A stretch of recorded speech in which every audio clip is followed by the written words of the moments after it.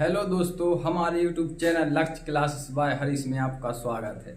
आज हम हिंदी का प्रैक्टिस सेट लेकर आए हैं जो एसएससी जीडी के लिए नंबर 1 है प्रैक्टिस सेट। इसमें संपूर्ण शिफ्टों का एनालिसिस दिया गया है जो वर्तमान में पेपर चल रहे हैं। तो आइए हम टेस्ट की ओर चलते हैं। प्रश्न संख्या 1 जिसमें दिया गया है कमल का पर्यायवाची शब्द क्या है। तो आप बताइए कमल का पर्यायवाची शब्द क्या है। इसमें दिया गया है पहला ऑप्शन पयोधर और दूसरा दिया गया है जलज और तीसरा अंबर और चौथा वसंत। इसमें कमल का पर्यायवाची क्या है। तो इसमें कमल का पर्यायवाची शब्द है जलज। इसमें कमल का पर्यायवाची शब्द है जलज और इस जलद पर्यायवाची राइट आंसर है इसका। इसमें अंबर का पर्यायवाची शब्द होता है आकाश। अंबर का पर्यायवाची शब्द होता है आकाश और इसी का शब्द होता है गगन और इसी का पर्यायवाची शब्द होता है नभ। इसका पर्यायवाची शब्द होता है वसन का पर्यायवाची होता है वस्त्र। वसन का पर्यायवाची शब्द होता है वस्त्र और पयोधर का पर्यायवाची होता है मेघ या बादल। पयोधर का पर्यायवाची होता है मेघ और बादल। तो कमल का पर्यायवाची शब्द है जलद। इसी के साथ आप लोग अगले क्वेश्चन पे चलेंगे। अगला क्वेश्चन संख्या 1 इसमें लिखा है अग्नि का पर्यायवाची शब्द क्या है। इसमें अग्नि का पर्यायवाची शब्द दिया गया है अनिल, पावक, व्योम और सलिल। तो इसमें अग्नि का पर्यायवाची शब्द क्या है आप लोग बताइएगा। तो आइए चलते हैं क्वेश्चन की तरफ। इसमें अग्नि का पर्यायवाची शब्द है पावक। पावक को अग्नि भी कहते हैं और इसी को अग्नि को आग भी कहते हैं। आग भी इसका पर्यायवाची शब्द होता है पावक का। इसके साथ चलते हैं ऊपर ऑप्शन पर। अनिल को वायु कहते हैं। अनिल का पर्यायवाची शब्द होता है वायु और इसी का पर्यायवाची शब्द होता है हवा। इसी को हवा भी कहते हैं। और सलिल इसमें है व्योम का पर्यायवाची होता है आकाश। आकाश को ही व्योम कहते हैं। आकाश इसका पर्यायवाची गगन।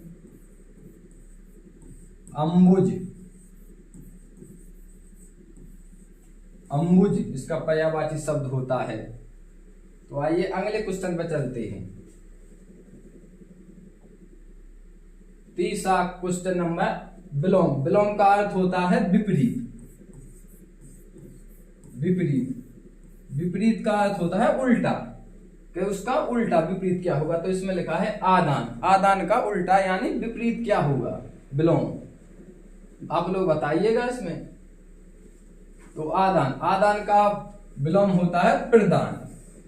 इसमें A answer the right answer है। आदान का विलोम होता है प्रदान और ये है समाधान का विलोम होता है समस्या। समाधान का होता है समस्या और विधान का विलोम होता है अविधान।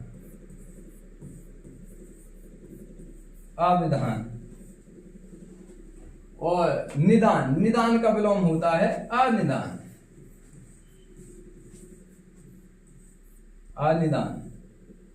तो ये चारों ऑप्शन का हमने अर्थ बता दिया। अगले प्रश्न पर चलते हैं। प्रश्न संख्या 4 इसमें एक पंक्ति दी गई है जिसमें रिक्त स्थान की पूर्ति करना है आपको। तो इसमें लिखा है न्यायालय ने अपराधी को दंड की सजा सुनाई। तो इसमें क्या आ सकता है। मृत्युदंड आ सकता है, पुरस्कार आ सकता है, सम्मान आ सकता है, आवाहन। तो न्यायालय में अपराधियों को पुरस्कार मिलता है नहीं। तो ये ऑप्शन गलत हो गया। न्यायालय में अपराधियों को सम्मान मिलता है नहीं, कभी नहीं। तो ये भी गलत हो जा। न्यायालय में अपराधियों को आह्वान नहीं मिलता, ये भी गलत है। तो एक ही ऑप्शन बचा है option is the right answer A. तो न्यायालय में अपराधियों को मृत्युदंड मिलता है। तो इसमें आ गया न्यायालय ने अपराधियों को मृत्युदंड की सजा सुनाई। इसी के साथ अपन अगले प्रश्न पर चलते हैं। प्रश्न क्रमांक 5 इसमें एक इसी प्रकार से एक पंक्ति दी गई है कि कुत्ते की डॉट डॉट बहुत तेज होती है। तो इसमें कुत्ते की दृष्टि तेज होती है, कुत्ते की घ्राण शक्ति बहुत तेज होती है, कुत्ते की श्रवण शक्ति बहुत तेज होती है और कुत्ते की स्पर्श बहुत तेज होती है। तो इसमें क्या हो सकता है आंसर, आप बताइए। तो इसमें option C is the right answer. इसमें कुत्ते की श्रवण शक्ति बहुत तेज होती है, वो लेटा भी रहेगा तो भी धैर्य के सहारे कुछ भी सुन सकता है, दूर तक, बहुत दूर तक उसकी श्रवण शक्ति बहुत तेज होती है। अगले क्वेश्चन पे चलते हैं, क्वेश्चन नंबर 6। इसमें लिखा है जो सब कुछ जानता हो, ये है लोकुत्ती, इसे कहते हैं लोकुत्ती। जो सब कुछ जानता है उसे क्या कहते हैं, आप बताइए। सर्वज्ञ, अल्पज्ञ, कृतज्ञ, अज्ञानी। जो सब कुछ जानता हो उसे सर्वज्ञ कहते हैं, जो सब कुछ जानता हो उसे सर्वज्ञ कहते हो। जो कुछ ना जानता हो, जो बहुत कम जानता हो उसे अल्पज्ञ। जो बहुत कम जानता हो उसे अल्पज्ञ कहते हैं। और जो अज्ञानी किसे कहते हैं, जो कुछ ना जानता हो, जो कुछ ना जानता हो उसे अल्पज्ञ कहते हैं। और कृतज्ञ, जो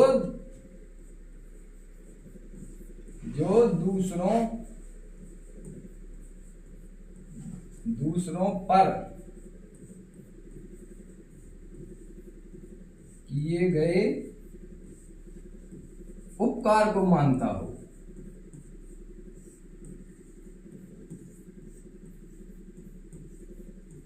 उपकार को मानता हो उसे कहते हैं कृतज्ञ। इसी के साथ अगले क्वेश्चन पर चलते हैं, क्वेश्चन संख्या 7।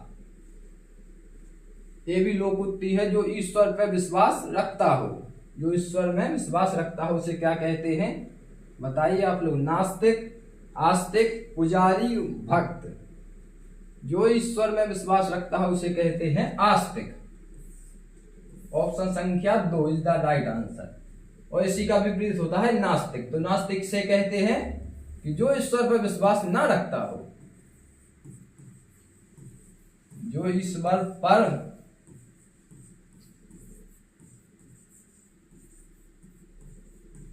विश्वास ना रखता हो उसे कहते हैं नास्तिक। पुजारी, जो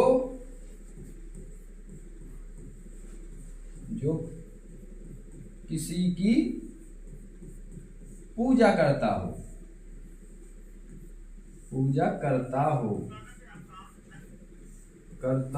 उसे कहते हैं पुजारी।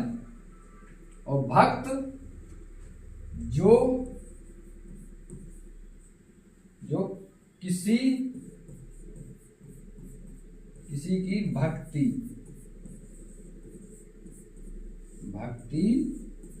करता हो। जैसे प्रभु श्याम के लिए राधा ने भक्ति की तो उसको कहते हैं भक्त। इसी के साथ अगले क्वेश्चन पे चलेंगे, क्वेश्चन संख्या 8। इसमें लिखा है मुहावरे। तो इसमें लिखा है आंखों का तारा होना, मुहावरे का सही अर्थ क्या है। आंखों का तारा होना मुहावरे का सही अर्थ क्या है, तो आप लोग बताइए। पहला ऑप्शन है बहुत प्रिय होना, दूसरा ऑप्शन है दुश्मन होना, तीसरा ऑप्शन है बहुत सुंदर होना और चौथा ऑप्शन है घमंड करना। तो इसमें है 8वें का कि आंखों का तारा होना, बहुत प्रिय होना। ऑप्शन नंबर 1 इसका राइट आंसर है बहुत प्रिय होना। और इसमें है बहुत सुंदर होना। बहुत सुंदर होना का मुहावरे का अर्थ क्या है, बहुत सुंदर होना चांद का टुकड़ा, चांद का टुकड़ा होना, चांद का टुकड़ा होना, बहुत सुंदर होना। घमंड करना, घमंड करना का होता है अहंकार करना। घमंड करना का मुहावरे का अर्थ होता है अहंकार करना। और दुश्मन होना, दुश्मन होना का अर्थ है शत्रु होना, होना या शत्रुता करना, ये होता है दुश्मन होना का अर्थ। इसी के साथ अगले क्वेश्चन पर चलेंगे, क्वेश्चन संख्या 9। इसमें भी मुहावरा है जिसमें लिखा है कि अकल का दुश्मन होना मुहावरे का सही अर्थ क्या है। तो आप लोग बताइए। ऑप्शन ए में दिया गया है बुद्धिमान होना, बी में दिया गया है मूर्ख होना, सी में दिया गया है दोस्त होना और चौथे में दिया गया है समझदार होना। तो इसमें आप लोग बताइए अकल का दुश्मन होना किसे कहते हैं। अकल का दुश्मन माने अकल है ही नहीं उसके पास, तो इसमें is the be the right answer, मूर्ख होना। अकल का दुश्मन होना मूर्ख होना। इसी का विपरीत होता है अकल का कीड़ा होना। तो अकल का कीड़ा होना किससे संबंधित है, बुद्धिमान से। तो यहां लिखेंगे अकल, अकल का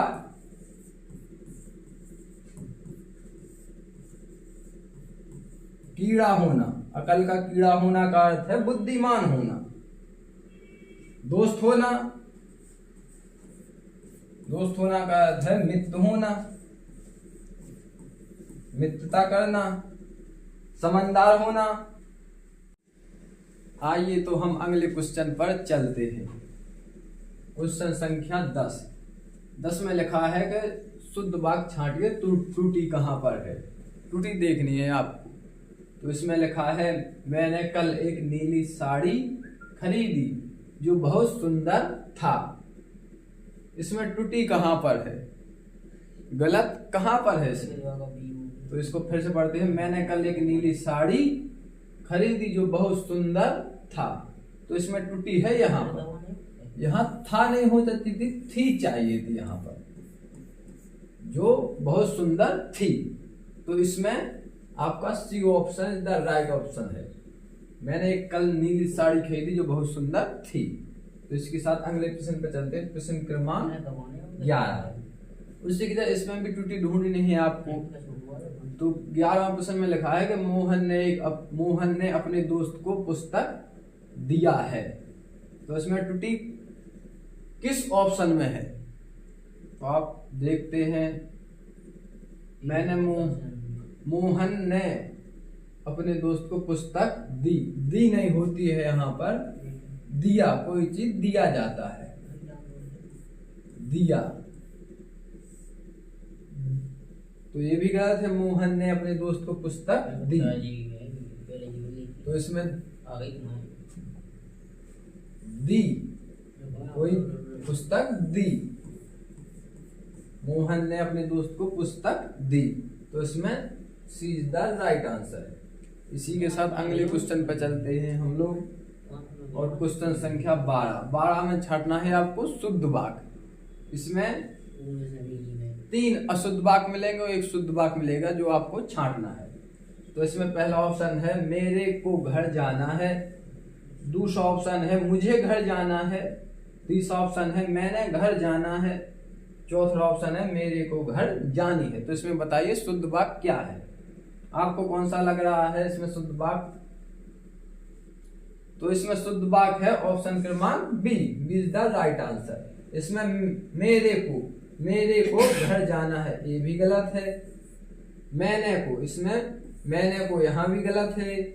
मेरे को घर जानी है, तो यहाँ पर जानी, इसलिए ये भी गलत है। Option is the B right answer. इसी के साथ हम अगले प्रश्न पे चलते हैं। प्रश्न क्रमांक 13। इसमें भी अशुद्ध वाक्य छांटना है। इसमें निम्नलिखित में से अशुद्ध वाक्य, इसमें 3 शुद्ध वाक्य मिलेंगे और 1 वाक्य मिलेगा अशुद्ध। तो आपको अशुद्ध वाक्य छांटना है। तो इसमें चलते हैं। आप पहला ऑप्शन है वह रोज व्यायाम करता है, बी है पेड़ से पत्ते गिरते हैं, सी है राम ने रोटी खाया, डी है आज वर्षा होगी। तो पहला है वह रोज व्यायाम करता है, तो ये तो मुझे सही लग रहा है। दूसरे पे आते हैं पेड़ से पत्ते गिरते हैं, तो इसमें भी मुझे कोई त्रुटि नहीं लग रही है। राम ने रोटी खाया, यहाँ खाया नहीं होना चाहिए था, यहाँ राम ने रोटी खाई होना चाहिए था। रोटी खाई जाती है, खाया नहीं जाता है। राम ने रोटी खाई, आज वर्षा होगी, ये भी सही है। तो इसका राइट आंसर होगा सी, इज द राइट आंसर। ये गलत होंगे। इसमें विलोम शब्द छांटना है। 14वें प्रश्न में उत्थान का विलोम का होता है विपरीत उल्टा। तो उत्थान का विलोम होता है क्या? पतन, उड्डयन, गमन और उत्कर्ष। तो इसका विलोम होता है उत्थान का पतन। पतन जिसका कोई हास हो गया हो। गमन, गमन का विलोम तो आप जानते ही हैं। गमन का विलोम होता है आगमन। आगमन। उत्कृष्ट, उत्कृष्ट, उत्कृष्ट का विलोम होता है अपकर्ष। उत्कृष्ट का विलोम होता है अपकष्ट। इसी के साथ अगले क्वेश्चन पे चलेंगे। क्वेश्चन संख्या 15। इसमें गद्यांश दिया गया है। SSCGD के पेपर में 5 नंबर का गद्यांश आता है, जो आपके पेपर के लिए काफी महत्वपूर्ण हो सकता है। इससे 5 नंबर मिलेंगे, इसलिए बहुत इंपॉर्टेंट है। इसको पढ़ते हैं। आज के समय में कंप्यूटर शिक्षा का अभिन्न अंग बन गया है। शिक्षा के बिना कोई भी छात्र आज के डिजिटल युग में पीछे छूट सकता है। स्कूलों और कॉलेजों में कंप्यूटर की शिक्षा कर दी गई है, ताकि हर विद्यार्थी तकनीक से परिचित हो सके। इसके उपयोग से हमारा काम बहुत आसान और हो गया है। कंप्यूटर इंटरनेट के माध्यम से हमें ज्ञान प्रदान करता है। भविष्य में इसके बिना किसी भी क्षेत्र में की कल्पना नहीं की जा सकती है। तो इसी के साथ आप पहले खाली स्थान पर चलेंगे। तो इसमें लिखा है आज के समय में कंप्यूटर शिक्षा का अभिन्न अंग बन गया है। कंप्यूटर शिक्षा के बिना, तो यहाँ आएगा कंप्यूटर, जो बी ऑप्शन में है। यहाँ आएगा कंप्यूटर। कंप्यूटर शिक्षा का अभिन्न अंग बन गया है। इसमें B is the right answer. अगले क्वेश्चन पर चलते हैं। अगला क्वेश्चन है इसी में 16वां। इसमें चलते हैं। यहाँ आपने कंप्यूटर भर दिया। कंप्यूटर शिक्षा के बिना कोई भी छात्र आज के डिजिटल युग में पीछे छूट सकता है। स्कूलों और कॉलेजों में कंप्यूटर की शिक्षा अनिवार्य कर दी गई है। B is the right answer. अनिवार्य, तो यहाँ अनिवार्य आना था। अनिवार्य यानी महत्वपूर्ण कर दी गई है, बहुत जरूरी है ये। अगले क्वेश्चन पर चलते हैं। Question number 70। यहाँ गया है अनिवार्य कर दी गई है, ताकि हर विद्यार्थी तकनीक से परिचित हो सके। इसके उपयोग से हमारा काम बहुत आसान और तेज हो गया है। B is the right answer. यहाँ आएगा तेज। तेज हो गया है। तेज यानी तीव्र हो गया है। कंप्यूटर के युग में हमारा काम तीव्र हो गया है। इसी के साथ अगले क्वेश्चन पर चलते हैं। क्वेश्चन संख्या 18। कंप्यूटर तेज हो गया है। इसके बाद कंप्यूटर इंटरनेट के माध्यम से हमें ज्ञान प्रदान करता है। कंप्यूटर इंटरनेट के माध्यम से हमें असीमित, जिसकी कोई सीमा नहीं है, असीमित ज्ञान प्रदान करता है। असीमित जिसकी कोई सीमा नहीं है, कल्पना नहीं कर सकते कितना ज्ञान मिल सकता है, ज्ञान प्रदान करता है। तो इसका B is the right answer. इसी के साथ हम अगले क्वेश्चन पर चलते हैं। और क्वेश्चन संख्या 19 में लिखा है भविष्य में इसके बिना किसी भी क्षेत्र में की कल्पना नहीं की जा सकती है। तो भविष्य में इसके बिना किसी भी क्षेत्र में प्रगति की कल्पना नहीं की जा सकती। तो यहां आएगा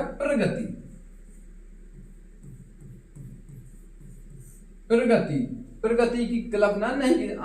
इसका अर्थ है आगे की बढ़ोतरी नहीं कर सकते हैं इसके बिना हम। इसी के साथ अगले क्वेश्चन पे चलेंगे। वो क्वेश्चन नंबर लास्ट क्वेश्चन बचा है अपना। इसमें दिया है कपड़ा का पर्यायवाची शब्द क्या है। तो पहले ऑप्शन में क्या है बासर, दूसरे में वसन, तीसरे में बसन और चौथे में पवन। तो आप लोग बताइए कपड़ा का पर्यायवाची क्या हो सकता है। तो कपड़ा का पर्यायवाची होता है बसन।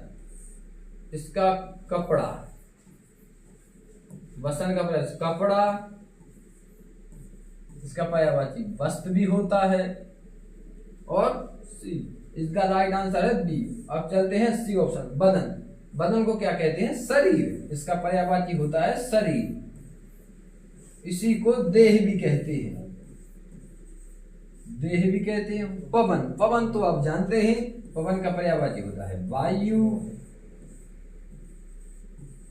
हवा। वायु, हवा, पवन का पर्यायवाची शब्द होता है। और सलिल, सलिल भी इसका पर्यायवाची होता है। इसी के साथ हमारा प्रैक्टिस सेट समाप्त हुआ। इसी के साथ इस जैसे प्रैक्टिस पाने के लिए हमारे YouTube चैनल लक्ष्य क्लासेस बस हरीश को सब्सक्राइब कीजिए और बेल आइकन बटन को दबाइए। धन्यवाद।